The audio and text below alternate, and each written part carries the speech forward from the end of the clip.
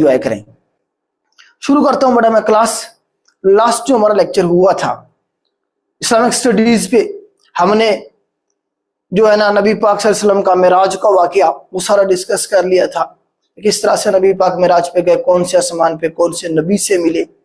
उसके बाद वापसी पे जो है ना आप देखें कि हमने देखा था कि बैत उकबा उला जो मदीना से औस व खजरज कबीले के लोग जाते हैं, नबी पाक को दावत देते हैं कि जी आप मदीना तशरीफ ले आएं, तो वो हमने देखी। फिर बैत उकबा सानिया को देखा हमने, सेकंड बैत को देखा। उसके बाद के जो वाकयात हैं, अब यहाँ से हिजरत के वाकयात शुरू हो जाएंगे। अब यहाँ से हिजरत के वाकयात शुरू हो जाएंगे। नबी पाक सल्लल्लाहु अलैहि वसल्लम हिजरत करेंगे, 622 AD का साल आ जाएगा और यहीं से हिजरी कैलेंडर शुरू होगा। देखें मैंने आपको पहले बताया कि जब नबी पाक सल्लल्लाहु अलैहि वसल्लम 2 साल के हुए तो ये वाकया हुआ, 3 साल के हुए ये वाकया हुआ, 4 साल के हुए ये वाकया हुआ, 6 साल के हुए। मतलब इस तरह से नबी पाक की एज के हवाले से हम चलते रहे। इसी तरह से सवाल बनेंगे आपके, हम पेपर के हिसाब से चल रहे होते हैं, जिस तरह से कमीशन सवाल पूछ रहा होता है हम उसी हिसाब से लेके चलते हैं आपको। उसके बाद फिर हमने देखा कि जब नबी पाक को नबूवत मिल गई, फिर हमने देखा कि पहली नबवी में ये वाकया हुआ, दूसरी नबवी में, 5वीं नबवी में, 6ठी नबवी में, नबूवत के 6ठे साल में ये हुआ, नबूवत के 7वें साल में ये हुआ, नबूवत के 10वें साल में ये हुआ। इस तरह से हमने देखा नबवी साल चलता रहा। उसके बाद अब जब हिजरत हो जाएगी तो हिजरत के बाद से हिजरी कैलेंडर चलेगा। फर्स्ट हिजरी, सेकंड हिजरी, थर्ड हिजरी। इस तरह से हिजरत के पहले साल में ये हुआ, दूसरे में ये हुआ, तीसरे में ये हुआ। इस तरह से अब हम चलेंगे। तो थोड़ा सा हिजरत का वाकया हम जो है वो डिस्कस कर लेते हैं। मैं मैप बना लेता हूँ, आप भी बनाइएगा। और हमारा जो टॉपिक है उसका नाम आप इस्लामिक स्टडीज ही है, हेडिंग दे लें।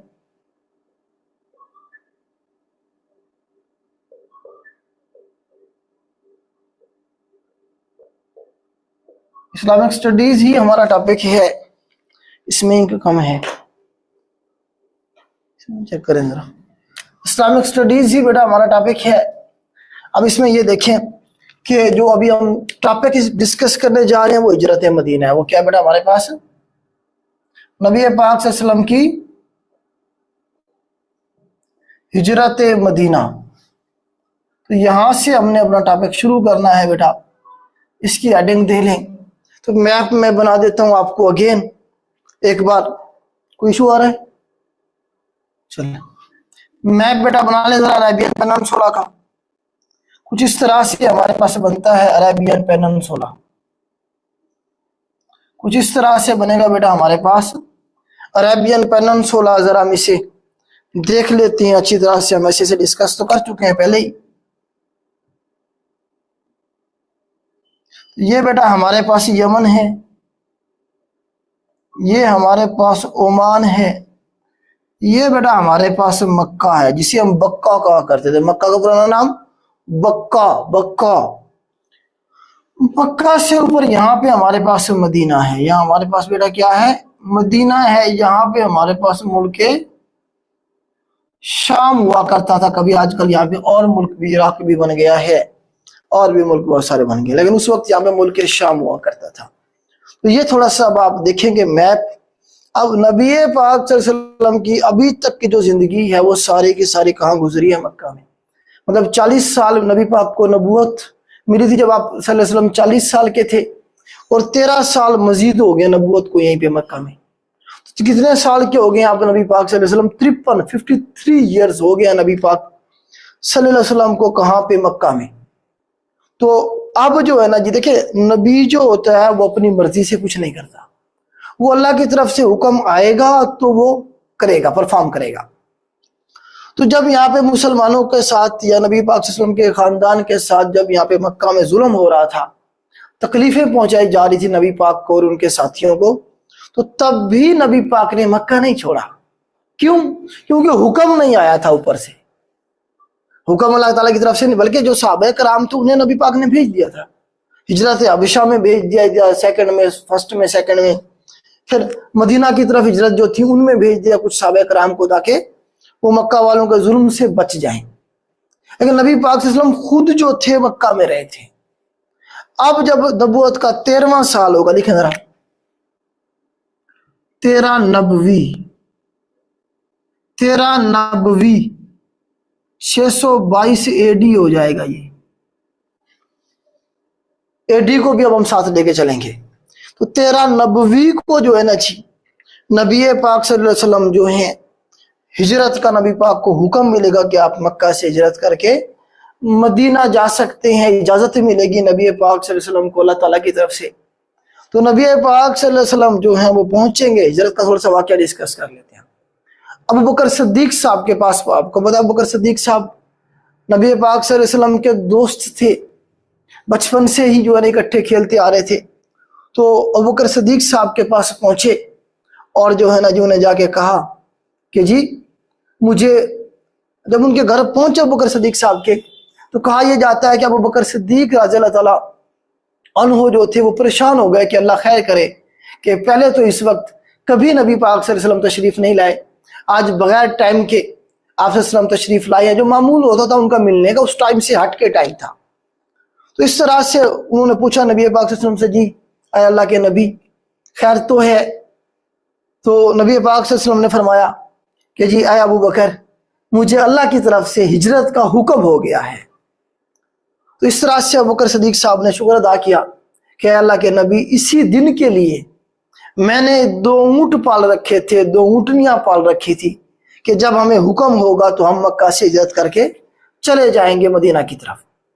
تو یہاں پہ اونٹنی کا واقعہ اس لیے بتا رہا ہوں کہ سوال بنتا ہے کہ نبی پاک صلی اللہ علیہ وسلم کی جو اونٹنی تھی اس کا نام کیا تھا؟ قصوا تھا. قصوا یاد رکھیے گا، قصوا تھا اونٹنی کا نام.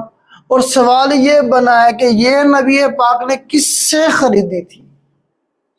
سوال یہ بنا کہ نبی پاک صلی اللہ علیہ وسلم نے جو آپ کی اونٹنی تھی قصوا یہ آپ نے کس سے خریدی تھی؟ ابو بکر صدیق صاحب سے خریدی تھی. ابو بکر صدیق صاحب نے کہا کہ میں نے پال رکھی ہیں آپ کے لیے، لیکن اللہ کے نبی نے کہا کہ نہیں میں یہ آپ سے خریدوں گا، میں اس کی قیمت ادا کروں گا، مجھے ایسے نہیں چاہیے. تو اس کی قیمت ادا کی گئی تھی قصوا کی. تب نبی پاک صلی اللہ علیہ وسلم نے اسے اپنے پاس رکھا تھا، اپنے لیے لیا تھا اسے. تو یہ قصوا اونٹنی کا نام تھا. کس سے خریدی؟ ابو بکر صدیق صاحب سے خریدی تھی. تو اس طرح سے نبی پاک صلی اللہ علیہ وسلم مکہ سے ہجرت کر کے چل پڑیں گے مدینہ کی طرف. اب دیکھیں اب اس بات کی جو بھنک تھی وہ مکہ کے جو قریش کے لیڈران تھے ان کے پاس بھی تھی، ابو سفیان کے پاس، ابو جہل کے پاس، کہ جی مدینہ سے لوگ آ رہے ہیں ملنے کے لیے، کچھ نہ کچھ تو پکڑا ہے، کچھ نہ کچھ تو بڑا ہونے والا ہے. تو انہوں نے نظر رکھی ہوئی تھی نبی پاک صلی اللہ علیہ وسلم کے اوپر کہ جی ان کے اوپر نظر رکھو یہ کہیں یہاں سے بھاگ نہ جائے مکہ سے مدینہ. کیونکہ یہاں تو انہوں نے گھیرا ہوا تھا، مسلمانوں کو نہ تبلیغ کرنے دیتے تھے، باقی معاملات میں بھی رکاوٹ پیدا کرتے تھے اور مارتے تھے، ظلم کرتے تھے مسلمانوں پہ. جب یہاں سے ان کے ہاتھ سے نکل جائیں گے پھر تو کھلم کھلا تبلیغ ہوگی. اسی لیے انہوں نے پیرا بٹھایا ہوا تھا آپ صلی اللہ علیہ وسلم کے گھر کے اوپر، اور باقی جو مین لوگ تھے ان کے اوپر انہوں نے پیرا لگایا ہوا تھا. تو اب آپ صلی اللہ علیہ وسلم نے کیا کیا؟ آپ نے اپنے بستر پہ حضرت علی رضی اللہ تعالیٰ عنہ کو سلا دیا. انہیں کہا کہ جب صبح ہو تو آپ نے کیا کرنا ہے، لوگوں کی امانتیں ہمارے پاس رکھی ہیں. ابھی تک امانتیں رکھی ہوئی تھی نبی پاک کے پاس، کیونکہ وہ ابھی تک بھی نبی پاک کو صادق اور امین سمجھتے تھے. آپ کی پرسنالٹی کا کرزمہ ایسا تھا کہ وہ نبی نہیں مان رہے، دشمنی میں بھی ہیں، مخالفت بھی کر رہے ہیں، لیکن ایمانداری کے اوپر شک نہیں کر رہے ہیں. امانتیں ابھی بھی نبی پاک کے پاس رکھوا جاتے تھے. تو اس طرح سے جو ہے نا جی حضرت علی جو تھے وہ نبی پاک کے بستر پہ سو گئے. نبی پاک کا جو عبایا تھا، کپڑا جو تھا وہ لپیٹ کے، اور وہ یہی سمجھتے رہے مکہ والے کہ شاید نبی پاک خود سوئے ہوئے ہیں. یہ تو انہیں صبح پتہ چلے گا نا کہ نبی پاک صلی اللہ علیہ وسلم جا چکے ہیں. اس طرح سے نبی پاک صلی اللہ علیہ وسلم یہاں سے نکلیں گے مکہ سے. کن کے ساتھ؟ کون ساتھ ہوں گے؟ ابو بکر صدیق صاحب ہوں گے، اور ساتھ میں کون ہوں گے؟ عبداللہ نامی ایک شخص ہوگا. لکھیں ذرا، آپ صلی اللہ علیہ وسلم ساتھ حضرت ابو بکر صدیق صاحب، حضرت ابو بکر صدیق صاحب، اور نمبر 3 جو تیسرا جو بندہ وہ تھا عبداللہ. یہ راستہ دکھانے والا بندہ تھا جس نے لیڈ کرنا تھا، گائیڈ کرنا تھا. تو اب مکہ سے نبی پاک کو جانا چاہیے تھا مدینہ کی طرف، یہاں سے ایسے چلے جاتے ہیں، لیکن آپ صلی اللہ علیہ وسلم ایسے نہیں گئے. اگر ایسے جاتے تو پھر پیچھے سے انہوں نے حملہ کر دینا تھا اور پکڑ لینا تھا، کیونکہ وہ بھی تو تلاش میں تھے. تو نبی پاک صلی اللہ علیہ وسلم نے ایک زبردست چال چلی. یہاں پہ مکہ سے تقریباً کچھ کہا جاتا ہے کہ کوئی 5 میل کے فاصلے پہ غار سور موجود ہے ہمارے پاس. کون سی غار موجود ہے؟ غار سور موجود ہے مکہ سے یمن کی طرف. دیکھیں مکہ سے اس کے اپوزٹ سائڈ پہ یمن والی سائڈ پہ غار سور, THOR تھور لکھے گا وہ پیپر میں, تھور لکھے گا یا سور لکھے گا. تو غار سور جو تھی یہ اپوزٹ ڈائریکشن میں تھی. تو نبی پاک صلی اللہ علیہ وسلم نے بجائے مکہ سے مدینہ کی طرف جانے کے آپ نے غار سور کی طرف یمن کی طرف اپوزٹ سائڈ میں موو کیا, حرکت کی, اور غار سور میں جا کے پناہ لی, وہاں جا کے رکے, اسٹے کریں گے. اب وہ جو مکہ والے تھے جب انہیں خبر ملی کہ جی نبی پاک تو جا چکے ہیں, وہ پھر ڈھونڈتے رہے. انہوں نے انعام جو ہے نا کیا کر دیا جی, انعام کی لالچ دے دی مکہ والوں کو کہ کوئی بھی بندہ جو نبی پاک کو اور اس کے ساتھیوں کو ہمارے پاس مکہ میں زندہ اور مردہ لے کے آئے گا, اس کے لیے اتنے دینار اتنی اشرفیاں اس کے لیے انعام ہوں گی. تو اس طرح سے وہ سارے کے سارے لوگ ڈھونڈ رہے ہیں کدھر, اس سائڈ. اب نبی پاک سکون سے کدھر بیٹھے ہوئے ہیں, غار سور میں بیٹھے ہوئے ہیں. آپ صلی اللہ علیہ وسلم اور ابوبکر صدیق صاحب کہاں پہ موجود ہیں, غار سور میں موجود ہیں, اسٹے کیا ہوا ہے. جب گرد چھٹ جائے گی وہ تھک ہار کے بیٹھ جائیں گے, پھر نبی پاک صلی اللہ علیہ وسلم نکلیں گے یہاں سے. ایسے یہ ریڈ سی ہے, یہاں پہ ہم نے بنایا تھا ریڈ سی, تو ریڈ سی کے کنارے سے ایسے ہوتے ہوئے جائیں گے کدھر, مدینہ کی طرف جائیں گے یہاں سے ایسے. تو کتنے دن قیام کیا, کب آپ نکلے سے مکہ سے, مکہ سے آپ نے 27 سفر کو, ڈیٹ لکھنے پوچھ لے گا آپ سے پیپر میں, 27 سفر کو, 27 سفر اور 13 نبوی کو آپ نے ہجرت کرنا شروع کی. کہاں سے, مکہ سے. 3 دن یہاں رکیں گے تو ربیع الاول شروع ہو جائے گا. تو 3 دن 27 سفر کو آپ یہاں سے نکلے, اور اس میں آپ دیکھیں کہ سورہ یاسین کی تلاوت فرماتے ہوئے. آپ سوال بنے گا نبی پاک صلی اللہ علیہ وسلم ہجرت کے وقت کون سی سورت کی تلاوت فرما رہے تھے, تو سورہ یاسین کی آپ صلی اللہ علیہ وسلم تلاوت فرما رہے تھے. یہاں سے نکلتے ہیں اور غار سور میں پناہ لیتے ہیں. اب غار سور میں 3 دن رکے تو وہاں پہ کہا جاتا ہے کہ حضرت ابوبکر صدیق صاحب کی بیٹی حضرت اسماء جو تھی وہ کھانا پہنچانے کا کام ان کے ذمہ تھا, وہ کھانا وغیرہ پہنچاتی تھی. اسی طرح سے عبداللہ جو بیٹے تھے ابوبکر صدیق صاحب کے, وہ مکہ میں چکر لگا کے خبریں لیتے تھے جی مکہ والے کیا سوچ رہے ہیں, کیا پلان کر رہے ہیں. وہ یہاں سے جاسوسی کرتے تھے اور غار سور تک خبریں پہنچاتے تھے. اسی طرح سے ابوبکر صدیق صاحب کا ایک غلام جس کا نام تھا عامر بن فہیرہ. عامر بن فہیرہ کیا کرتا ہے, وہ ریوڑ جو بکریوں کا تھا وہ چرانے کے بہانے سے لے جاتا ادھر غار سور کی طرف, اور وہاں سے وہ کیا کرتے نبی پاک صلی اللہ علیہ وسلم اور ابوبکر صدیق رضی اللہ تعالیٰ عنہ کیا کرتے, اس کا دودھ وغیرہ نکال کے استعمال کر لیا کرتے تھے. تو اس طرح سے ڈیوٹیاں لگی ہوئی تھی مختلف لوگوں کی. آپ صلی اللہ علیہ وسلم تقریباً 3 دنوں تک یہاں پہ رکے, 2 راتیں اور 3 دن کہا جاتا ہے. تو آپ صلی اللہ علیہ وسلم یہاں رکے غار سور میں. جب وہ تھک ہار کے بیٹھ جائیں گے پھر آپ صلی اللہ علیہ وسلم یہاں سے نکلیں گے اور یہ ریڈ سی کے کنارے سے ہوتے ہوئے سفر کریں گے مدینہ کی طرف. یہاں تک مجھے بتا دیں آپ کو کلیئر ہو گیا ہے, پھر اس کے بعد میں آگے چلتا ہوں. جی بیٹا بتائیے گا.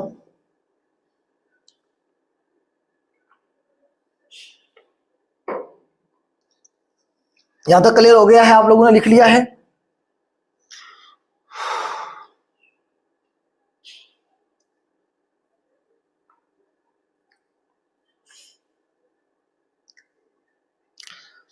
چلیں اسے میں ریز کرتا ہوں, آگے چلتے ہیں.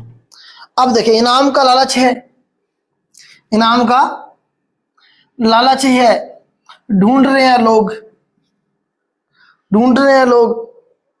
تو آپ صلی اللہ علیہ وسلم جب جا رہے ہوتی ہیں یہاں سے تو راستے میں ہی ایک بندہ جس کا نام ہے سراقہ بن چشم, سراقہ بن چشم, یہ مسلمان نہیں ہوا تھا. یہ بندہ یہ انعام کے لالچ میں یہ نبی پاک صلی اللہ علیہ وسلم کو ڈھونڈ لیتا ہے. نبی پاک کا جو قافلہ جا رہا ہوتا ہے اس تک پہنچ جاتا ہے, اور یہ کہا جاتا ہے کہ یہ نبی پاک کے قافلے پہ یا نبی پاک کے اوپر حملہ کرتا ہے. اور جب یہ حملہ کرنے لگتا ہے, کہا یہ جاتا ہے کہ اس کا جو گھوڑا تھا یا اونٹ تھا, جو بھی اس کے پاس سواری تھی, وہ زمین میں دھس جاتی ہے اور یہ حملہ نہیں کر پاتا. پھر یہ توبہ کرتا ہے اور جا کے نبی پاک کے پاس جو ہے نا جی معافی مانگتا ہے اور اسلام قبول کرتا ہے. پھر اسے واپس بھیج دیا جائے گا مکہ کی طرف, اس شرط پہ کہ یہ کیا کرے گا جی, یہ جو بات ہے یہ بتائے گا نہیں مکہ والوں کو جا کے کہ جی نبی پاک کو جاتے ہوئے میں نے دیکھا ہے، کسی سے بات نہیں کرے گا، کسی کو بتائے گا بھی نہیں، مطلب خبر لیک نہیں کرے گا۔ تو بدلے میں نبی پاک نے سراقہ بن جشم کو خوشخبری دی تھی کہ ایک دن تجھے کسرا کے کنگن پہنائے جائیں گے۔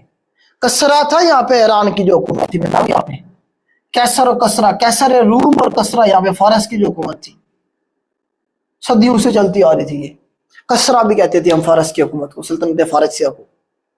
تو ان کے مشہور کنگن تھے خاص قسم کے بنے ہوئے۔ تو حضرت عمر فاروق کے دور میں کہا جاتا ہے کہ وہ جب فارس ایران فتح ہوتا ہے تو وہ کنگن لائے جاتے ہیں۔ اس وقت تک کہا جاتا ہے کہ سراقہ بن جشم جو تھے زندہ تھے، انہیں وہ کنگن پہنائے گئے تھے، نبی پاک کی جو پیشین گوئی تھی اسے پورا کیا گیا تھا۔ اس طرح سے جو ہے نا جی آپ دیکھیں نبی پاک صلی اللہ علیہ وسلم جا رہے ہیں سورہ یاسین کی تلاوت کرتے ہوئے کدھر؟ مدینہ کی طرف۔ اب نبی پاک کا جو سٹے ہوگا وہ مدینہ سے پہلے قبا کے مقام پہ ہوگا، اسے میں ریز کرتا ہوں۔ قبا کے مقام پہ نبی پاک کا جب سٹے ہوگا وہاں سے کچھ سوال بنیں گے۔ تو قبا کے مقام پہ دیکھیں جی، قبا دیکھیں مدینہ میں آپ تقریباً انٹر ہو گئے تھے، مدینہ سے وہ 5-7 کلومیٹر پہلے آتا ہے قبا کا مقام، 10 کلومیٹر ہو جائے گا میکسیمم۔ اب مدینہ میں ہی آ جاتا ہے۔ اب تو شہر پھیل گیا مدینہ، اس وقت نہیں تھا، چھوٹا سا شہر تھا۔ مدینہ کا پرانا نام آپ کو پتا یثرب تھا، یثرب جسی کا مطلب ہے بیماریوں کا گھر، بیماریوں کا گھر۔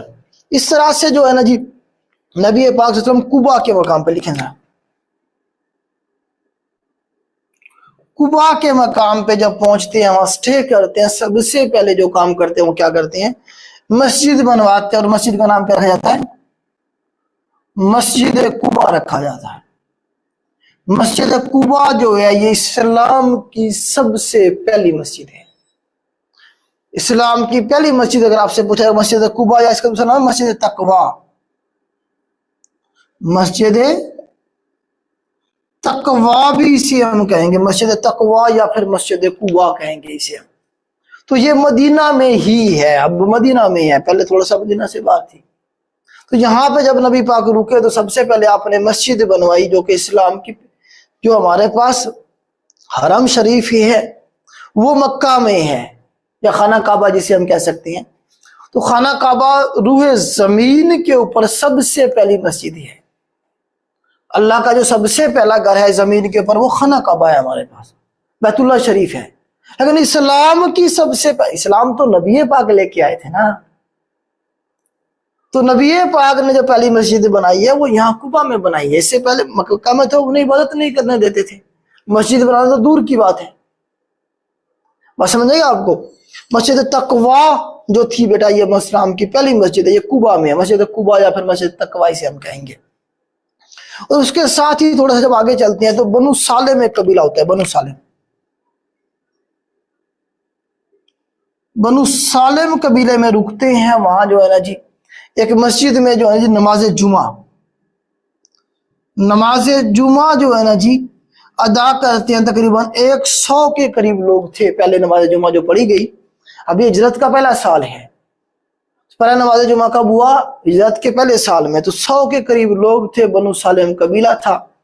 تو وہاں پہ جو ہے نا جی پڑھی پہلی نماز جمعہ، اور وہ جو مسجد جس میں یہ نماز پڑھی گئی وہ آج بھی مشہور ہے، کس کے نام سے؟ مسجد جمعہ کے نام سے۔ اب یہ مدینہ میں ہی، اب تو مدینہ پھیل گیا ہے نا، تو مسجد جمعہ جو ہے یہ بھی کدھر ہے؟ مدینہ میں ہے۔ یہاں پہ پہلا جمعہ پڑھا تھا نبی پاک صلی اللہ علیہ وسلم نے۔ کہاں ہے؟ کون سا قبیلہ تھا؟ بنو سالم کا قبیلہ تھا یہ۔ ٹھیک ہو گیا جی۔ اس کے بعد جو ہے نا جی آگے چلیں گے۔ اب مدینہ والے جو تھے وہ اوس اور خزرج قبیلے کے لوگ جو تھے وہ آئے ہوئے ہیں ویلکم کرنے کے لیے، دور سے ہی باہر نکلے ہوئے ہیں مدینہ کے لوگ۔ تو اس میں آپ دیکھیں بہت سارے لیڈران تھے، جس میں سے ایک لیڈر کا نام لکھیں گے آپ، حضرت یہ ثقیفہ بنو سعدہ کے مقام حضرت سعد، ابھی میں آپ کو لکھوا دیتا ہوں، ابھی یاد آ جائے گا۔ اچھا، اس طرح سے جو لیڈران تھے وہ نبی پاک کو ویلکم کرنے کے لیے موجود تھے، اور ہر ایک لیڈر کی خواہش تھی، یا ہر ایک تھوڑا سا جو اثر رسوخ والا بندہ تھا یا نہیں بھی تھا، اس کی خواہش تھی کہ نبی پاک میرے پاس رہیں۔ تو نبی پاک اب جب مدینہ میں انٹر ہو رہے ہیں تو کہا جاتا ہے اونٹ پہ بیٹھے ہوئے تھے آپ صلی اللہ علیہ وسلم، اور ساتھ میں ابوبکر صدیق صاحب بیٹھے ہوئے تھے۔ ایج کے حوالے سے یا پرسنالٹی وائز ابوبکر صدیق صاحب تھوڑے سے زیادہ ایجڈ لگتے تھے آپ سے. تو کہا یہ جاتا ہے کہ میکسیمم لوگ جو تھے مدینہ کے جنہوں نے نہیں دیکھا ہوا تھا آپ کو, وہ ابوبکر صدیق صاحب کو ہی جو ہے نا نبی پاک انہوں نے سمجھنا شروع کر دیا. اس بات کو جب ابوبکر صدیق صاحب نے بنک لیا, انہوں نے کہا یہ تو مجھے سمجھ رہے ہیں, پروٹوکول مجھے دے رہے ہیں, تو اس وقت فوراً جو ہے نا کہا جاتا ہے کہ ابوبکر صدیق صاحب نے وہ جو چادر تھی ان کے پاس وہ ایسے جو ہے نا اوپر نبی پاک کے اوپر جو ہے نا انہوں نے کر دی, تاکہ پتہ چلے کہ ہمارے جو نبی ہیں پرافٹ محمد صلی اللہ علیہ وسلم ہے وہ یہ ہیں. اس طرح سے پھر ساروں کی توجہ ادھر چلی گئی. آپ صلی اللہ علیہ وسلم مدینہ میں انٹر ہو گئے. جو سعد بن عبادہ, ان کا نام تھا سعد بن عبادہ, ابھی میرے ذہن میں آیا, جو سعد بن عبادہ ہے نا جن کا نام آگے بھی جا کے ہم اس سے استعمال کریں گے, 2-3 دفعہ اس کے بارے میں سوال آئے گا حضرت سعد بن عبادہ کے حوالے سے. ادھر لکھ دیتا ہوں, حضرت سعد بن عبادہ یہ خزرج قبیلے کے سردار تھے, لیڈران تھے, زبردست قسم کے مطلب صحابی انصار میں سے. تو ان کی خواہش تھی کہ نبی پاک میرے گھر میں رہیں, سردار بھی تھے یہ, لیکن نبی پاک صلی اللہ علیہ وسلم نے کہا کہ نہیں, اس طرح میں کسے ناراض کروں اور کسے راضی کروں گا تو اس طرح سے بہت سارے لوگ ناراض ہو جائیں گے اگر میں خود سے چوز کرتا ہوں جی میں نے فلاں گھر رہنا ہے. تو فیصلہ چھوڑ دیا گیا اونٹنی کے اوپر. آپ نے کہا جہاں یہ اونٹنی رک جائے گی, جہاں جا کے میں وہیں جا کے رکوں گا. تو کہا یہ جاتا ہے کہ یہ اونٹنی جب گئی تو یہ جا کے جو ہے نا رکی حضرت ابو ایوب انصاری کے گھر کے سامنے. وہاں جا کے بیٹھ گئی, پھر اٹھ کے آگے چلی گئی, پھر واپس گھوم کے آگے پھر ادھر ہی بیٹھ گئی. تو ابو ایوب انصاری صاحب خوش ہوئے اور آئے, آپ کو ویلکم کیا, اپنے گھر میں لے کے گئے. اس طرح سے تقریباً 6 سے 7 مہینے نبی پاک صلی اللہ علیہ وسلم حضرت ابو ایوب انصاری صاحب کے گھر میں رہیں گے. اور پھر وہیں پہ سامنے جو تھی جگہ ایک خالی پڑی ہوئی تھی 2 بھائیوں کی, سہل اور سہیل ان کا نام تھا, ان سے وہ زمین خریدی جاتی ہے اور وہیں پہ مسجد نبوی کی اور نبی پاک صلی اللہ علیہ وسلم کا جو گھر مبارک تھا وہ بنایا گیا. تو آپ صلی اللہ علیہ وسلم کے گھر کے لیے اور جو ہے نا مسجد نبوی کے لیے جو زمین خریدی گئی تو وہ کس سے خریدی گئی؟ 2 بھائی تھے سہیل اور سہیل, ان سے خریدی گئی. اور اس کی قیمت کس نے ادا کی یہ بھی سوال بنتا ہے. تو اس کی جو قیمت تھی وہ ادا کی کس نے؟ ابوبکر صدیق صاحب کے بارے میں آتا ہے کہ انہوں نے اس کی قیمت ادا کی تھی. اس طرح سے ہجرت ہو گئی, نبی پاک مدینہ میں پہنچ گئے. اب کچھ معاہدے ہوں گے مدینہ میں پہنچتے, کچھ معاہدے ہوں گے جس طرح سے میثاق مدینہ ہمارے پاس ہے, first written constitution of the world جسے ہم کہتے ہیں. اسے میں ریز کرتا ہوں. اب تھوڑے سے ہم معاہدوں کو دیکھتے ہیں اور کچھ اور سوال یہاں سے بنیں گے وہ ہم ڈسکس کرتے ہیں. ذرا یہاں تک مجھے بتا دیں, کلیئر ہو گیا؟ جی بیٹا بتا دیں یہاں تک.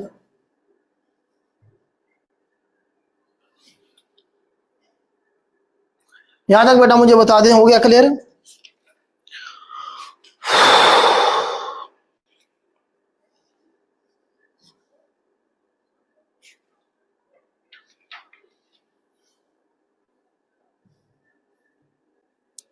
چلیں, اوکے اوکے اوکے اوکے.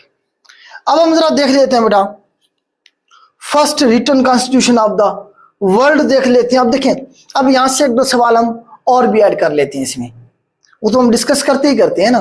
اس سے پہلے آپ یہ دیکھیں کہ جو اذان پہلی دفعہ دی گئی اس کے بارے میں بھی سوال بن جاتا ہے. جو پہلی اذان دی گئی بیٹا اس کے بارے میں آئے گا کہ کسے خواب آیا تھا, کس نے اسے پرپوز کیا تھا. جو ہم اذان دیتے ہیں آج کل پاکستان میں اور پوری دنیا میں جو دی جا رہی ہوتی ہے, تو اس کے الفاظ کس نے پرپوز کیے تھے, آئیڈیا کس کا تھا, یا کسے خواب میں یہ لفظ سکھائے گئے تھے؟ تو عبداللہ بن زید, حضرت عبداللہ بن زید جو نہیں صحابی تھے جی, مر کر اور دیں مجھے, یہ جو نا صحابی تھے جی, ان کے بارے میں آتا ہے کہ جب اذان دینے کے لیے لوگوں کو جمع کرنے کے لیے سوچ رہے تھے مسلمان کہ جی کس طرح سے لوگوں کو بلایا جائے, اکٹھا کیا جائے. ابھی مسجدیں بنائی جا رہی ہیں تو ابھی ساری چیزیں آرگنائز کی جائیں گی.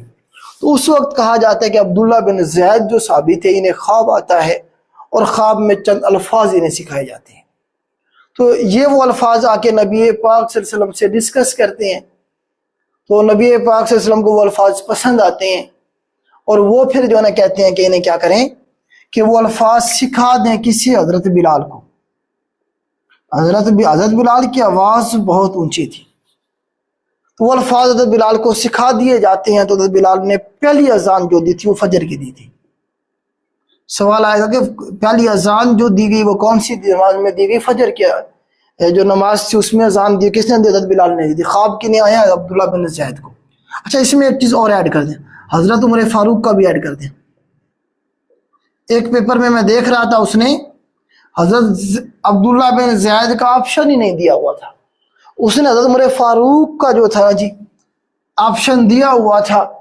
تو ان کا واقعہ کچھ اس طرح سے ہے کہ جب اذان ہو رہی تھی، حضرت بلال صاحب جو تھے وہ اذان دے رہے تھے، اسی وقت جو نا حضرت عمر فاروق صاحب بھی بھاگے بھاگے آئے اور آ کے پوچھا کہ یہ جو الفاظ ہیں یہ آپ کو کس نے سکھائے ہیں، یہ آپ کو کیسے پتہ چلا ہے؟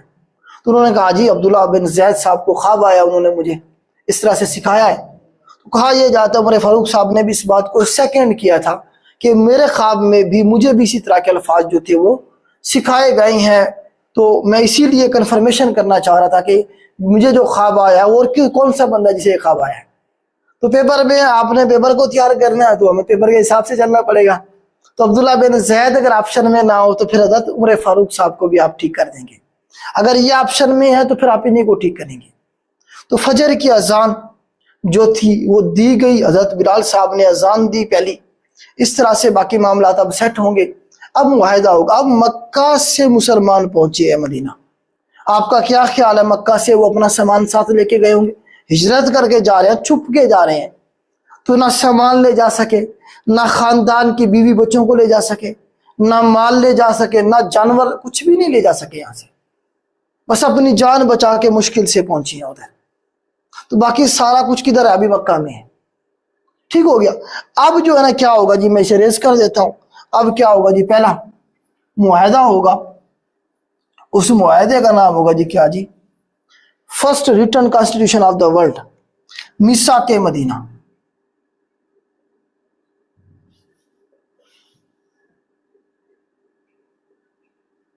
میثاق مدینہ، ہاں جی میثاق مدینہ، مدینہ کارڈ ہم کہہ لیتے ہیں اسے، مدینہ کارڈ کہہ سکتے ہیں ہم اسے. تو اس کے جو ٹوٹل آرٹیکل تھے نا میرا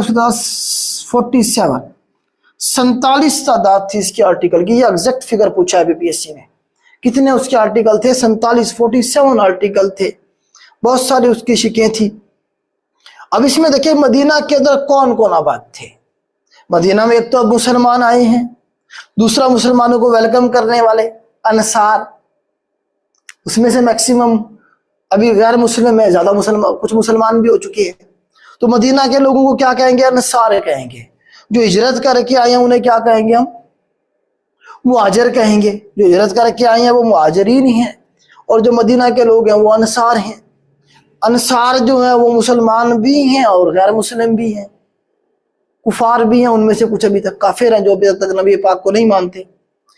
ایک اور طبقہ بھی یہاں ہوتا ہے، وہ کون تھا؟ یہودیوں کا. تو میثاق مدینہ ہوا تھا مسلمانوں، یہ پوچھتا کس کے درمیان میں ہوا تھا؟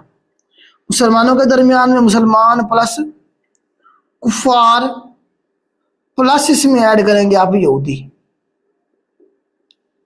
تو یہودیوں کے درمیان میں، مسلمانوں کے درمیان میں اور کفار کے درمیان میں، ان تین پارٹیز تھی جن کے درمیان میں معاہدہ ہوا. کتنے سال کے یہ ہوا؟ یہ بس یہ مطلب پرماننٹ ہی تھا، آپ اس طرح کہہ لیں.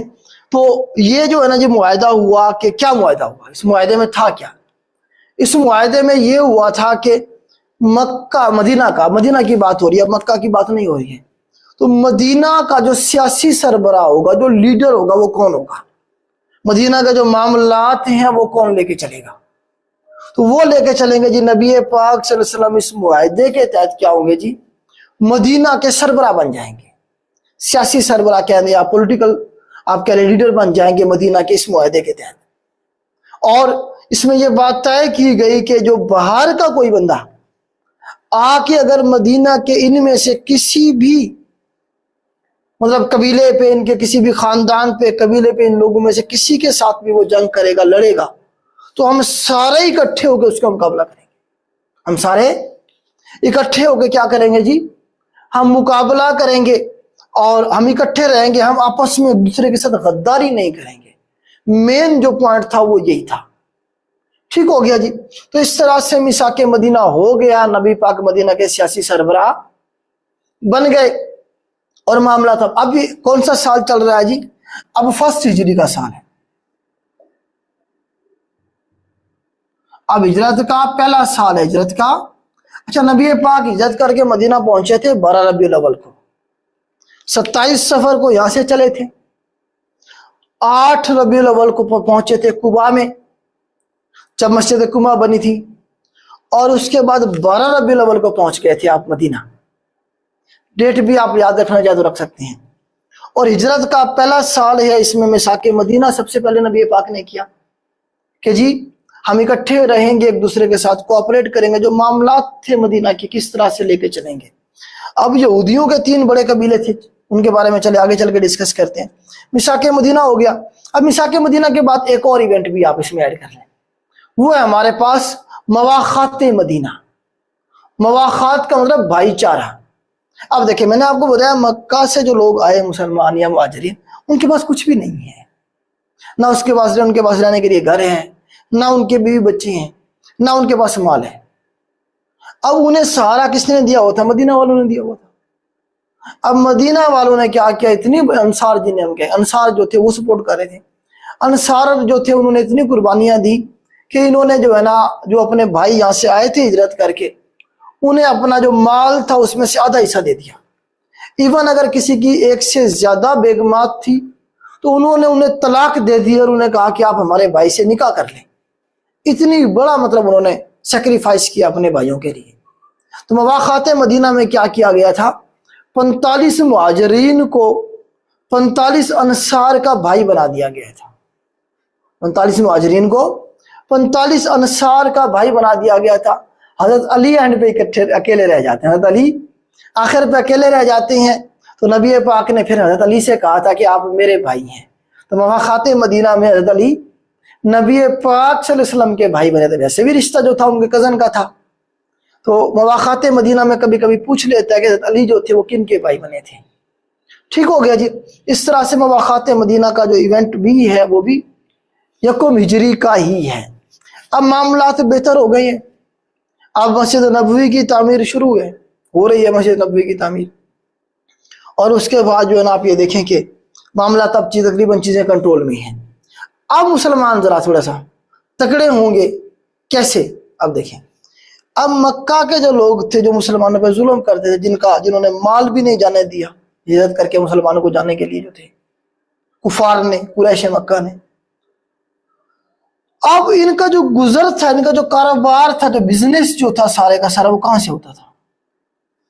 इनका बिजनेस का मैं आपको ऑलरेडी बता चुका हूं कि ये शाम जाते थे तिजारत करने के लिए, समर में, गर्मियों में और सर्दियों में यमन जाया करते थे। अब जब मक्का से काफिला जाएगा शाम, तो उसे कहां से गुजरना होगा? मदीना से गुजरना होगा कि नहीं गुजरना होगा? और मदीना में कौन बैठे हुए हैं? कट्टर दुश्मन जो थे, जिनके ऊपर जुल्म किया था मक्का वालों ने, वो बैठे हुए हैं मदीना में। अब जब वो रास्ते पे बैठे हैं और बर्तरी हासिल है उन्हें, तो वो अब कुछ ना कुछ तो करेंगे ना अपने दुश्मनों के साथ।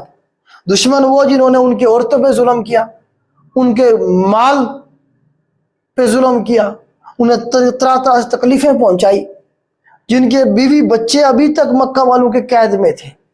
तो वो जो लोग मुसलमान थे मदीना के, अब वो क्या करेंगे? वो कहेंगे जी हमें तो इंसाफ चाहिए, हमारे साथ जो जुल्म किया इन्होंने मक्का वालों ने, हम तो उनसे इंसाफ करेंगे। तो अब क्या शुरू हो जाएंगे? अब यहां से गजवात और कुछ सरिया शुरू हो जाएंगे। सरिया और गजवात दो चीजों को हम डिस्कस करेंगे। एक गजवात को डिस्कस करेंगे हम, एक सरिया को।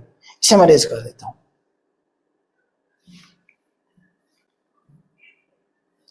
गजवात और सरिया, पहले हम जरा देख लेते हैं सरिया को।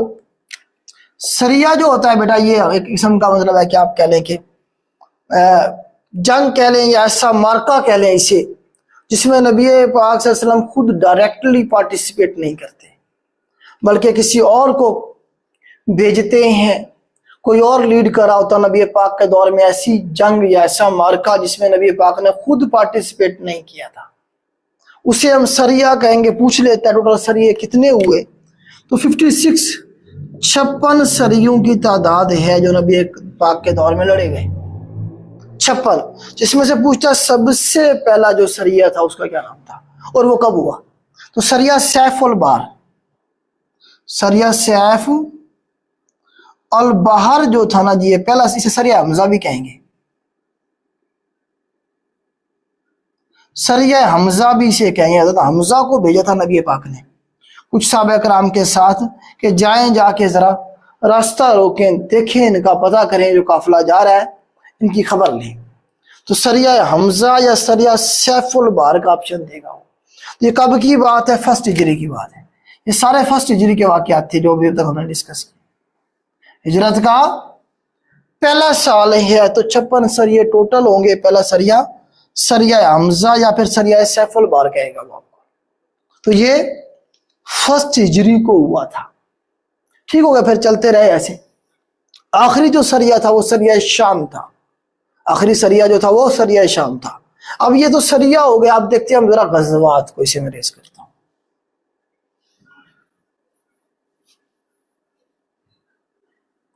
یہ غزوات بھی 1 ہجری سے شروع ہو جائیں گے, 1 ہجری سے. 1 ہجری کے واقعات ہیں. تو غزوات جو ٹوٹل ہوئے بیٹا 27 ہوئے. غزوات کتنے ہوئے ٹوٹل؟ 27 ہوئے. وہ پوچھتا ہے جی کتنے غزوات ہیں جن کا ذکر قرآن پاک میں آیا ہے؟ تو قرآن پاک میں 12 غزوات کا ذکر ہے. کتنے کا؟ 12 کا. ویسے جو غزوات ہیں وہ کتنی ہیں جی؟ 27 کا فگر یاد رکھنے آپ نے. قرآن پاک میں 12 غزوات کا ذکر ہے. اور سب سے پہلا جو غزوہ ہے وہ غزوہ ابوا یا پھر غزوہ ودان. غزوہ ودان یا پھر غزوہ ابوا 1 ہجری کی بات ہے بیٹا. یہ بھی کب کی بات ہے؟ 1 ہجری کی بات ہے. غزوہ ابوا یا پھر غزوہ ودان اسے ہم کہیں گے. یہ پہلا غزوہ تھا ہمارے پاس.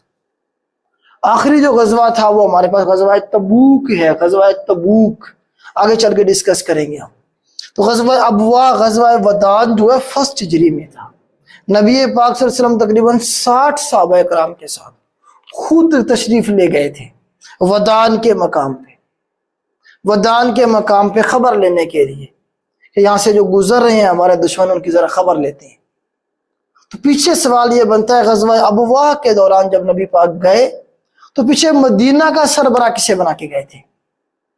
تو پیچھے حضرت سعد بن عبادہ, وہی جو نام میں نے آپ کو بتایا تھا, جو سردار تھا خزرج قبیلے کا. تو وہ جو شروع کے مسلمان تھے, مطلب آپ کہہ لیں کہ بیعت عقبہ ثانیہ میں جو لوگ مسلمان ہوئے تھے ان میں سے ایک صحابی تھے انصار میں سے. وہ مدینہ کے سربراہ ہوتے ہیں. انہیں کہتے ہیں جی میرے بعد آپ میرے قائم مقام ہیں اور میں جا رہا ہوں کدھر؟ غزوہ ابوا پہ. ٹھیک ہے, ودان کا وہ مقام, اس مقام جہاں پہ یہ مطلب غزوہ آپ کا کہہ لیں کہ گئے تھے جہاں پہ نبی پاک, اس جگہ کا نام ہے ودان. ودان اس جگہ کا نام تھا. ابوا کا بھی کہا گیا اسے. یہاں پہ کوئی باقاعدہ جنگ نہیں ہوئی تھی. جنگ میں اور مطلب ایک غزوہ میں تھوڑا سا فرق ہے. آپ دیکھیں جنگ میں آپ جنگ غزوہ بھی ہو سکتا ہے, مطلب غزوہ جو ہوگا, جو جنگ ہوگی وہ غزوہ بھی ہوگا. نبی پاک کے دور میں جو جنگ ہوگی وہ غزوہ بھی ہوگا. ہر ایک غزوے میں لازمی نہیں ہے کہ لڑائی بھی ہو, نقصان بھی ہو, وہ جنگ بھی کہلائے. اب اس طرح سے کیا ہے سمجھنے سے اسے میں ریز کرتا ہوں. تو 1 ہجری کے جو واقعات ہیں مین وہ یہی تھے جو میں نے آپ کو بتایا. اس کے بعد 2 ہجری شروع ہو جائے گی, اور 2 ہجری میں جو سب سے بڑا واقعہ ہوگا وہ کون سا ہوگا جی؟ ہمارے پاس غزوہ بدر کا ہوگا. جو سب سے بڑا واقعہ ہوگا 2 ہجری میں ہمارے پاس وہ غزوہ بدر کا ہوگا. نک دے لیں 2 ہجری.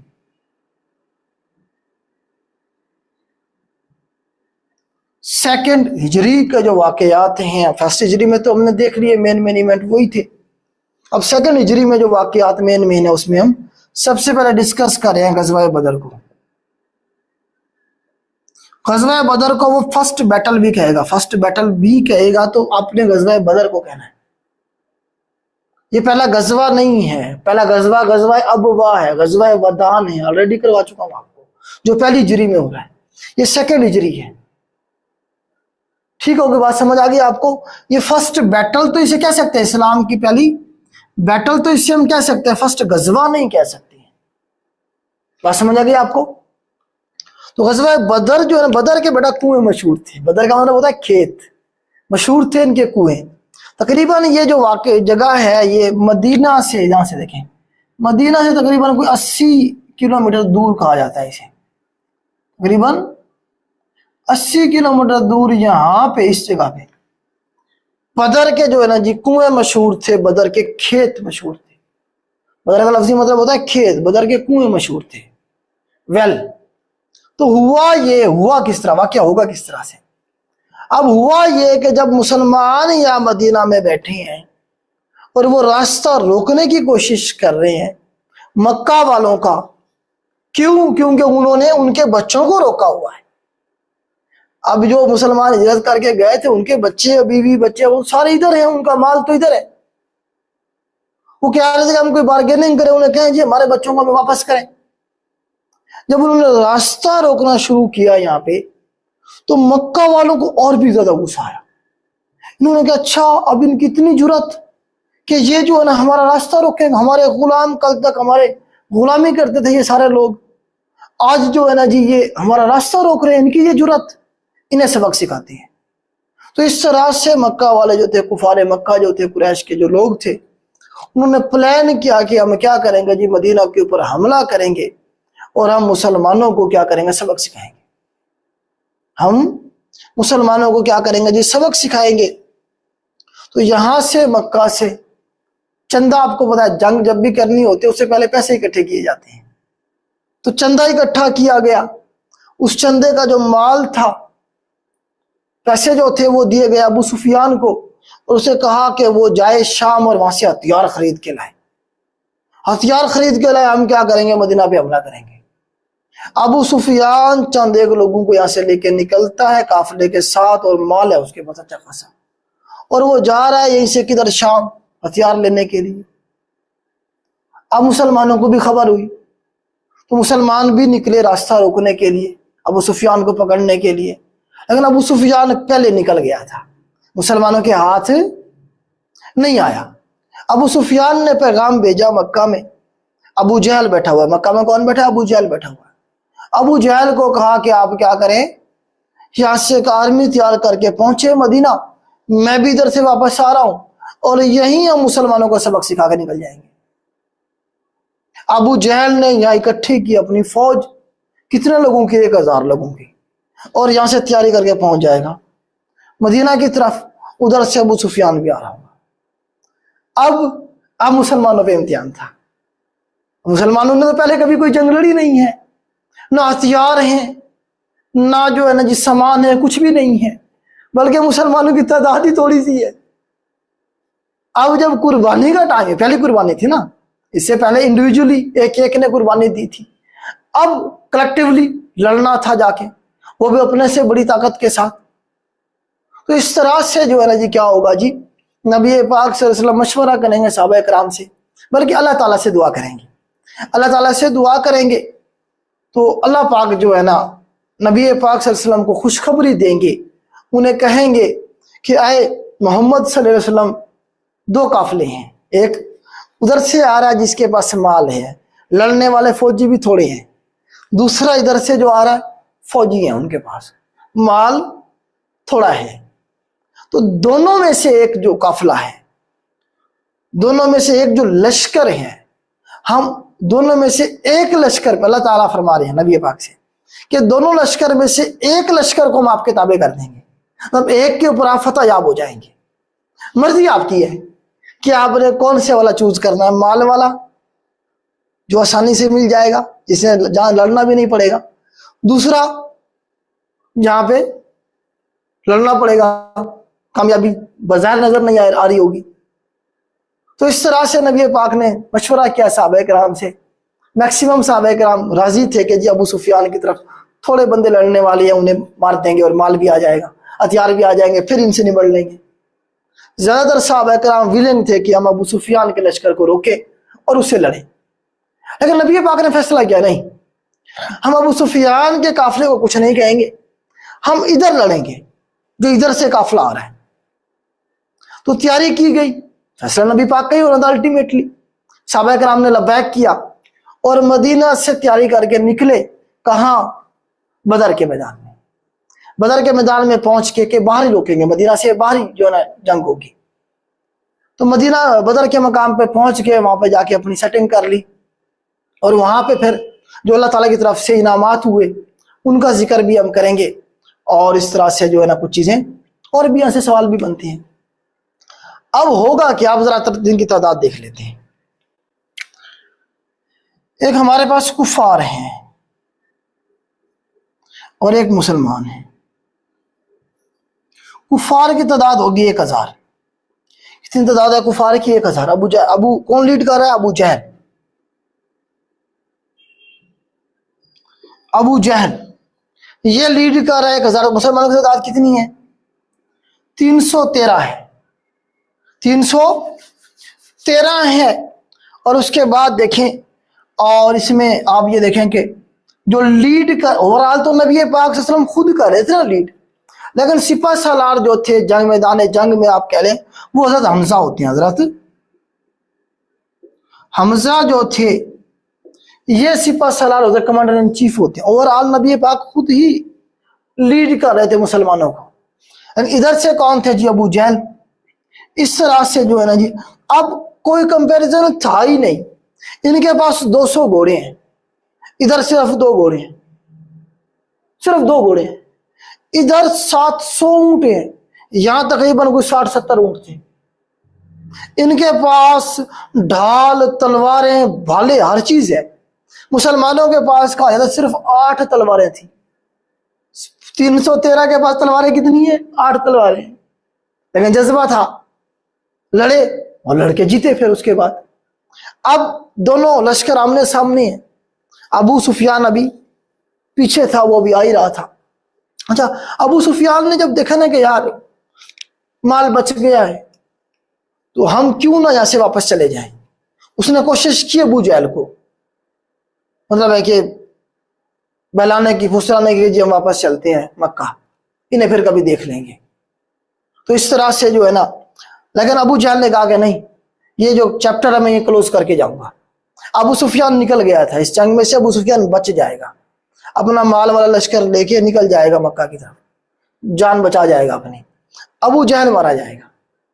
تو یہ جو جنگ تھی اس میں شیطان آیا سراقہ بن مالک کی شکل میں. سوال بنے گا, سراقہ بن مالک کی شکل میں آیا شیطان. اس نے آ کے مسلمانوں کی تعداد تھوڑی کر, مزید پہلے تھوڑے تھے, مزید تھوڑے سے کر کے دکھائے اور ان کی تعداد کو بڑا کر کے دکھایا, جس سے وہ اور بھی غرور میں آ گئے. اس طرح سے یہ پوچھتا شیطان کس کی شکل میں آیا تھا؟ سراقہ بن مالک کی شکل میں آیا تھا, جس نے جو ہے نا سپورٹ کی تھی کفار کو. مسلمانوں کی سپورٹ اللہ پاک نے کیسے کی؟ مسلمانوں کی سپورٹ ایک تو یہ کی, رات کو اللہ پاک نے بارش برسا دی. ریت تھا, ٹیلے تھے, ریت میں چلنا مشکل تھا, تو ریت جم گئی, اس پہ چلنا, تلوار چلانا سارا آسان ہو گیا. پھر دوسرا کام کیا, رات کو اللہ پاک نے نیند دے دی. جنگ تو صبح شروع ہونی ہے نا, جب آپ سکون سے سوئیں گے آپ کی ایفیشنسی ڈبل ہو جائے گی. جو صحابہ کرام تھے آرام سے سوئے ساری رات, صبح لڑنے کے لیے فریش تھے. تیسری مدد کیا کی اللہ پاک نے؟ تیسری مدد یہ کی اللہ پاک نے کہ فرشتے بھیج دیے مدد کے لیے. فرشتے بھیجے مدد کے لیے. کتنے؟ 1000 بھیجے. 1000 کے بعد پھر دوسرا 1000, پھر تیسرا 1000. اس طرح سے ٹوٹل 5000 فرشتے تھے جو ایک کے بعد ایک, 1000 کے بعد دوسرا 1000 بھیجے گئے مسلمانوں کی مدد کے لیے. تو یہ اللہ تعالیٰ کی کرامات تھی, مطلب ہے کہ مدد تھی مسلمانوں کے لیے. غزوہ بدر میں اس میں جو جھنڈا تھا وہ سفید کلر کا کہا جاتا ہے کہ استعمال کیا گیا تھا, اور کہیں پہ آتا ہے کہ یلو کلر کا تھا پہلا جھنڈا اسلام کا. ٹھیک ہوگا, دونوں میں سے ایک آپشن ہوگا, دونوں میں سے یا یلو ہوگا پھر یا پھر وائٹ ہوگا. اس طرح سے جو نا جنگ شروع. اب جنگ شروع کرنے کا طریقہ کار کیا تھا؟ جنگ جب شروع ہوتی تھی اس کا طریقہ کار یہ ہوتا تھا کہ دونوں طرف سے جو بڑا پہلوان ہوتا وہ آتا, آ کے وہ للکارتا, چیلنج کرتا. ادھر سے بھی اس کا چیلنج قبول کر کے ایک بندہ آتا, لڑتے دونوں آپس میں, ایک مارا جاتا ایک بچ جاتا. پھر کوئی اور لڑکارتا، اس طرح سے 1 by 1 پہلے لڑا کرتے تھے، پھر اس کے بعد جا کے کہیں ساری جنگ شروع ہوا کرتی تھی. یہ طریقہ کار تھا. اب یہ تھوڑا سا میں ریز کر دیتا ہوں. یہاں پہ میں 2-3 نام لکھتا ہوں، یہاں پہ میں 2-3 نام لکھوں گا جن کے بارے میں سوال بنتے ہیں. جی تو کفار کی طرف سے بیٹا 3 بندوں کا نام لکھنے آپ نے. نمبر 1 لکھیں جی ہمارے پاس اتبا، نمبر 2 شیبہ، نمبر 3 ولید بن اتبا. یہ 3 نام یاد رکھنے آپ نے، اتبا، شیبہ، ولید بن اتبا. یہ بڑے ان کے جرنیل تھے، آپ اس طرح سے کہیں کفار کے. یہ آتے ہیں سامنے، یہ آ کے للکارتے ہیں مسلمانوں کو کہ جی ہے تم میں سے کوئی جو ہمارے سامنے آئے اور ہمارے ساتھ لڑے. تو 3 انصار جاتے ہیں مسلمانوں کی طرف سے لڑنے کے لیے، جنہیں یہ واپس بھیج دیتے ہیں. یہ کہتے ہیں ہماری شان کے خلاف ہے کہ ہم کسی انصار کے ساتھ لڑیں، ہم میں سے بھیجو، جو یہاں سے ہمارے پاس سے تمہارے پاس آئے ہوئے ہیں ان میں سے کسی کو بھیجو، ہم ان کے ساتھ لڑیں گے. تو پھر کون جائیں گے مقابلے میں، ان کا نام لکھنا ہے. جی اس میں لکھیں آپ 3 نام. ایک لکھیں حضرت حمزہ کا، حضرت حمزہ خود جائیں گے. نمبر 2 لکھیں جی ابو عبید، ابو عبیدہ. اور نمبر 3 جائے گا جی لڑنے کے لیے 3 نمبر پہ حضرت علی. حضرت علی جو ہے یہ لڑنے کے لیے جائیں گے اور یہ چیلنج قبول کریں گے، ایکسپٹ کریں گے. تو جنگ ہوگی 1 by 1. حضرت حمزہ جو ہے وہ قتل کر دیں کسی اتبا کو. سوال یہ بنے گا حمزہ نے غزوہ بدر میں کسے قتل کیا تھا؟ اتبا کو قتل کیا. بہت سارے اتھینٹک بک میں یہ مل رہا ہے ہمیں، لیکن کچھ بک ایسی ہیں جہاں پہ وہ شیبہ کا کہتا ہے.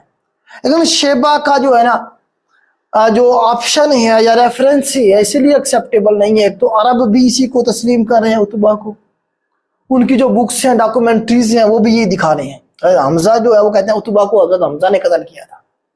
کچھ 1-2 بک ایسی ہے جس میں وہ کہتا ہے جی شیبہ کو قتل کیا تھا حمزہ نے.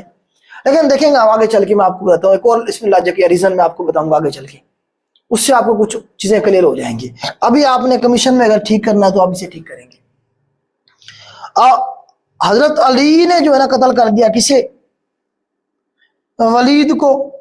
یہ اتبا کا بیٹا تھا ولید، اسے قتل کر دیا. حمزہ نے قتل کر دیا اتبا کو. جو ابو عبید تھے کافی بزرگ تھے، یہ لڑے شیبہ کے ساتھ اور یہ زخمی ہو گئے. ابو عبید بھی زخمی ہو گئے اور شیبہ بھی زخمی ہو گیا تھا. جب یہ دونوں پرسن جو تھے حضرت حمزہ اور حضرت علی اپنا جو مد مقابل تھا اس کا کام انہوں نے تمام کر دیا، اس کے بعد یہ دونوں گئے جا کے انہوں نے شیبہ کو بھی قتل کر دیا. ان دونوں نے پھر شیبہ کو بھی قتل کیا اور ابو عبید کو اٹھا کے اپنے کیمپ میں لے کے آ گئے. اس طرح سے اس کے بعد پھر عام جنگ شروع ہو گئی. عام جنگ شروع ہو گئی. اب یہ کون تھے تینوں، یہ آپ نے یاد رکھنا ہے. تو یہ تینوں جو تھے نا بیٹا، یہ دیکھیں کہ ابو سفیان کی جو بیگم تھی اس کا نام تھا ہندا.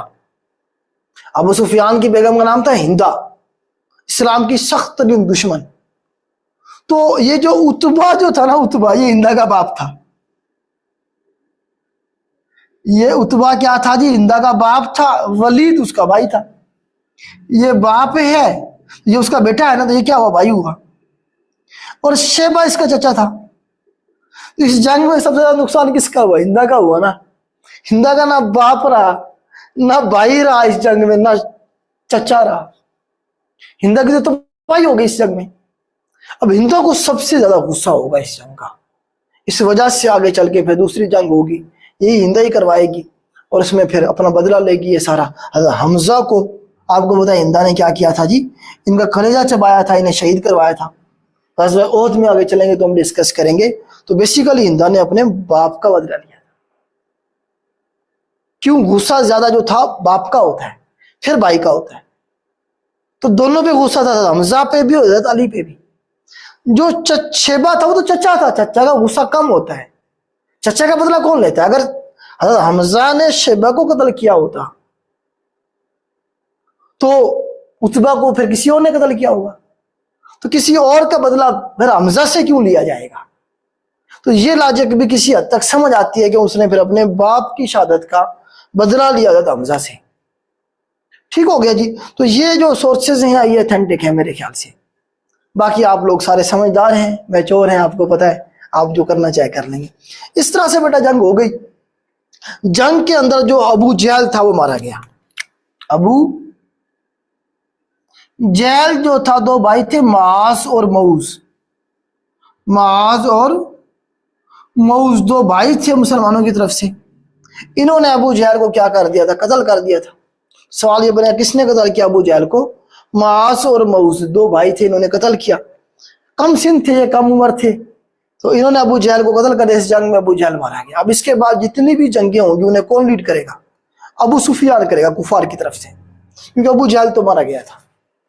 ٹھیک ہو گیا. 70 کافر اس میں قتل ہوئے تھے اور 70 ہی پکڑے گئے تھے. 70 کافر اس جنگ میں قتل ہوئے، 70 ہی گرفتار ہوئے.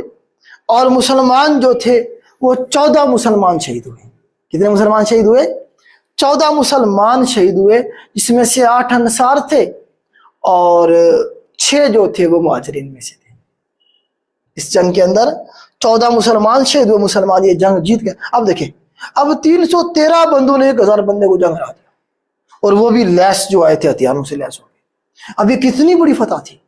دور دور تک خبر پہنچی کہ 313 جو مجاہدین تھے، مسلمان جو تھے، انہوں نے اپنے سے 3 گنا بڑی فوج کو برباد کر دیا.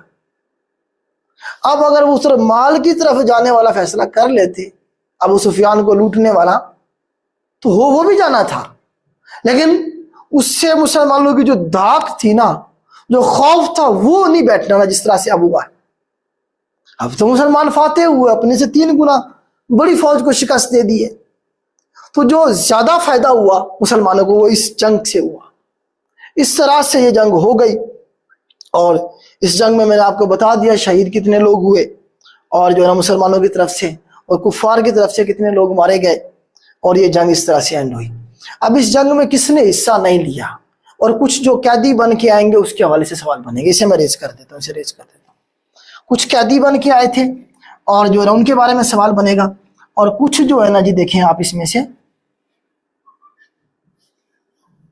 جی، اب جو قیدی بن کے آئے 70 لوگ قیدی ہوئے تھے نا، ان میں سے سب سے بڑا نام حضرت عباس کا ہے. حضرت عباس، نبی پاک کے چچا، انہوں نے اس وقت اسلام قبول نہیں کیا تھا. نمبر 2 ابو العاص. ابو العاص کے بارے میں آتا ہے کہ نبی پاک کے بڑے داماد تھے. حضرت زینب کے جو تھے یہ گھر والے تھے، تو یہ بھی ادھر سے آئے تھے کفار کی طرف سے. یہ دونوں قیدی ہو گئے تھے، بندی ہو گئے تھے، قیدی بنے تھے، جنہیں بعد میں نبی پاک نے بغیر کسی اجرت کے انہیں چھوڑ دیا گیا تھا. بعد میں انہوں نے پھر اسلام قبول کر لیا تھا. تو یہ 2 بڑے نام تھے، ان کے بارے میں پوچھ لیتے ہیں کون سی جنگ میں جنگی قیدی بنے تھے. تو جنگ بدر کے اندر جنگی قیدی بنے تھے. ٹھیک ہو گیا جی. اس کے بعد دیکھیں کہ اس جنگ کے اندر حصہ کس نے نہیں لیا تھا، یہ سوال بنتا ہے. حضرت عثمان غنی نے اس جنگ میں حصہ نہیں لیا تھا. حضرت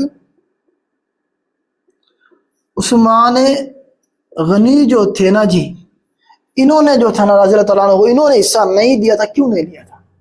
کیونکہ ان کی جو بیگم تھی حضرت رقیہ، حضرت رقیہ جو تھی ان کی بیگم. اچھا، یہ جنگ بدر کا جو واقعہ 2 ہجری ہے اور 624 AD ہے. یہ AD میں پوچھے گا تو 624 AD ہے یہ. ٹھیک ہو گیا. حضرت رقیہ جو ہوتے ہیں، جو نبی پاک کی بیٹی ہوتی ہے، یہ بیمار تھیں، تو ان کی دیکھ بھال کے لیے حضرت عثمان غنی کو چھوڑ دیا گیا تھا کہ آپ کیا رہیں، ان کے پاس رہیں، اپنی بیگم کے پاس رہیں، ان کی خدمت کریں. اور جب یہ جنگ ختم ہوئی تو نبی پاک کو افسوسناک خبر دی گئی کہ آپ کی بیٹی حضرت رقیہ جو ہیں وہ اس دنیا میں نہیں رہیں. آپ کی بیٹی حضرت رقیہ رضی اللہ تعالیٰ عنہا جو ہیں وہ اس دنیا میں نہیں رہی. مطلب خوشی ہے جنگ کے جیتنے کی، لیکن بیٹی کے جانے کی جو غم ہے وہ بھی ساتھ میں ہے. تو اس طرح سے جو ہے نا جی یہ یاد رکھیے گا. اس کے بارے میں پوچھ لے گا آپ سے کب ان کی وفات ہوئی. حضرت رقیہ کی بھی پوچھ سکتا ہے. 624 AD میں، مطلب 2 ہجری میں، جنگ کے موقع پہ جب جنگ ختم ہو رہی تھی تو اس وقت جو ہے نا یہ سارا جو ہے نا جی انسیڈنٹ ہوا، واقعہ ہوا تھا رقیہ کی وفات کا. تو یہ بیٹا آپ کے مین کوشچن تھے. اس میں سے پھر جو قیدی چھوڑے گئے آپ کو پتا ہے ان کے لیے جو مشورہ دیا گیا تھا کہ جی آپ کیا کریں, جی ان سے کہیں جو لوگ پیسے نہیں دے سکتے اپنی رہائی کے بدلے میں, وہ کیا کریں, مسلمانوں کے بچوں کو پڑھائیں, مسلمانوں کے بچوں کو ایجوکیٹ کریں, انہیں تعلیم دیں. اس طرح سے انہیں پھر چھوڑ دیا گیا تھا. تو غزوہ بدر جو تھا ایک بہت زبردست قسم کا واقعہ تھا, انسیڈنٹ تھا, جس میں نبی پاک صلی اللہ علیہ وسلم کو فتح ہوئی, اور یہ پہلی فتح تھی اسلام کی. اب آپ تھوڑا سا ایز اے مسلم سوچیں, یہ واقعہ آپ نے پتہ نہیں کتنی دفعہ پڑھا ہوگا, پہلے بھی سب نے پڑھا ہے, لیکن اس کا تھوڑا سا انالیسز کریں, کریٹیکل انالیسز کریں. جس طرح سے آپ لوگ یا میں معجزے کے انتظار میں بیٹھا رہا ہوں, جس طرح سے ہمارے بہت سارے دوست آپ میں سے جو اسٹوڈنٹس ہیں وہ انتظار میں رہتے ہیں اپلائی کرنے کے بعد کہ جی بس اپلائی کر دیا, جائیں گے پیپر دیں گے, بس پیپر ہو جائے گا پاس, کوئی تکا لگ جائے گا, کوئی معجزہ ہو جائے گا, اس طرح سے پیپر پاس ہو جائے گا نمازیں پڑھنے سے یا کچھ اور کرنے سے, اس طرح سے. تو مجھے بتائیں نبی پاک صلی اللہ علیہ وسلم سے زیادہ محبوب اللہ پاک کو کوئی ہے اس دنیا میں؟ کوئی نہیں ہے. دنیا کی سب سے عظیم ہستی. تو ان کی زندگی کو اگر ہم پڑھیں, ابھی ہم پڑھ کے آئے ہیں پچھلے لیکچر میں بھی کہ کس طرح سے نبی پاک 3 سال تک نبی پاک کے خاندان نے بائیکاٹ برداشت کیا, جہاں ان کے پاس کھانے کے لیے کچھ نہیں تھا, بچے بھی بل بلاتے رہے, کبھی وہ درختوں کے پتے کھا رہے ہیں, کبھی جڑیں کھا رہے ہیں. یہ صورتحال ایک نبی کی فیملی نے گزاری ہے. تو اب دیکھیں آگے ایک ہزار کا لشکر لڑنے کے لیے, کہاں, مدینہ پہ حملہ کرنے کے لیے. اب اللہ پاک نے فرشتے تو بھیجے ہیں بعد میں, پہلے بھی تو بھیج سکتے تھے اللہ پاک. نبی پاک سے کہتے ہیں کہ اے اللہ کے پیارے محبوب آپ سوئے رہے, سکون سے ریسٹ ماریں, کیا ضرورت ہے آپ کو جانے کی, میں فرشتے بھیج رہا ہوں 1000, وہ ابھی کافروں کی تباہی کر دیں گے. کہہ سکتے تھے نا, اللہ پاک کر سکتے تھے. جب وہ شب ابی طالب میں 3 سال جو نبی کا خاندان گزار رہا تھا تکلیفوں میں, تو اس وقت بھی اللہ پاک جس طرح موسیٰ کی قوم پہ اللہ پاک نے اتارا تھا منو سلوا, اتار سکتے تھے اللہ پاک, نہیں اتارا. کیوں نہیں اتارا؟ یہاں کیوں نہیں کہا کہ جی اللہ کے نبی سوئے رہے میں جانوں اور یہ کافر جانے, آپ کے پاس تو ہے کچھ نہیں لڑنے کے, یہ نہ ہتھیار ہیں نہ تلوار ہے. اس طرح سے ہم لوگ ریسورسز نہیں ہے ہمارے پاس, تو ریسورسز تو نبی پاک کے پاس بھی نہیں تھے. یہ نہیں کہا کہ آپ ریسٹ مارے, آپ کے پاس ریسورسز نہیں ہیں, میں دیکھ لوں گا انہیں کفار کو, ایسا نہیں کہا اللہ پاک. اللہ پاک نے کہا کہ اللہ کے نبی جتنے آپ کے پاس ریسورسز ہیں وہ لے کے نکلیں باہر اور لڑیں. جب آپ لڑیں گے پھر میری مدد آئے گی.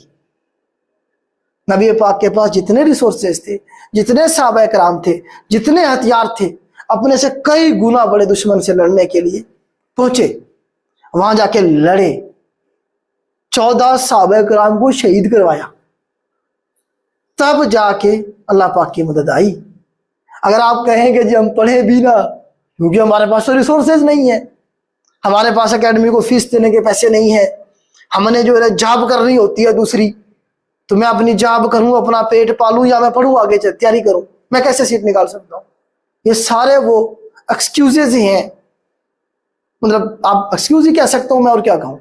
جنہوں نے کرنا ہوتا ہے, جنہیں کامیابی ملتی ہے, ان ساری چیزوں کو سائڈ پہ رکھ کے وہ کمیٹڈ رہتے ہیں اپنے مقصد کے ساتھ, تب انہیں کامیابی ملتی ہے, تب اللہ کی مدد آتی ہے, تب معجزے ہوتے ہیں.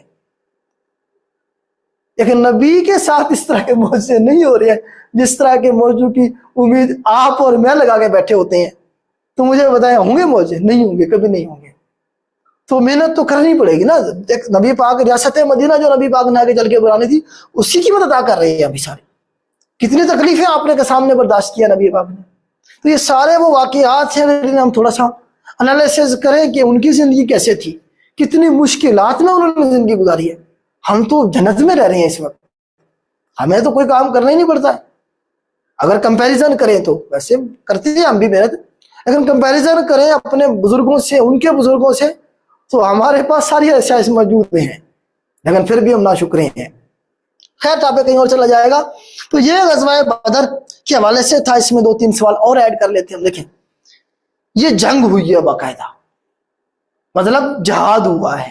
تو جہاد کا فرض ہو رہا ہے 2 ہجری کو. سوال بنے گا جہاد کا فرض ہوا 2 ہجری میں جنگ لڑی گئی نا پہلی, اللہ ताला की तरफ से जहाद फर्ज होगा, हुक्म होगा तो तभी लड़ेंगे ना मुसलमान जाके। तो जहाद का फर्ज हो रहा है 2 हिजरी को हो रहा है, ठीक हो गया। रोजे 2 हिजरी को फर्ज हुए, रोजे फर्ज होंगे 2 हिजरी में। अब रोजों में आप क्या करते हैं?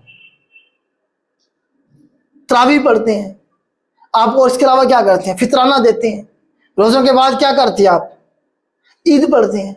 तो ये सारे जो अहकामात हैं ये 2 हिजरी के हैं।